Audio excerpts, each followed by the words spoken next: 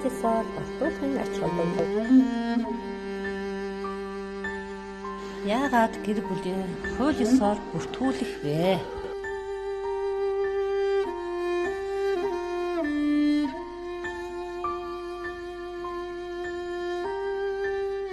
Нэгдүгээрт хосын эрхийг хамгаалan энэ нь эд хөрөнгийн асуудал, салалт, өв залгамжлал зэрэгт хууль ёсны хамгаалалт болно. Хоёрдугаарт хүүхдийн эрхийг баталгаажуулна. Хүүхэд хууль ёсны гэр бүлд төрж бүртгэгдэн эцэг эхийн хариуцлагад хамрагдана. Гуравдугаарт нийгмийн хариуцлага нэгдэнэ. Доктортой гэр бүл нь эрүүл нийгмийн үндэс суурь болдог.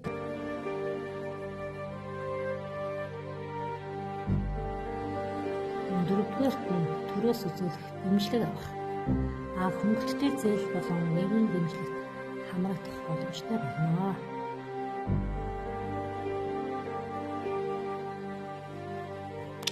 Гэр бүл бол зөвхөн хайр биш, итгэлцэл, хариуцлага хууль ёсны баталгаа юм аа.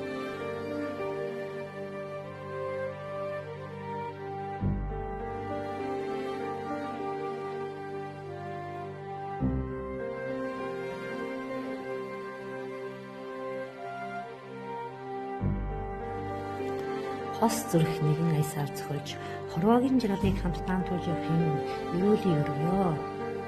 Та бүхэндээ гэрэлтийн баталгааны ашиглалтын талаар бэлтгэн хүргэлээ. Баярлалаа.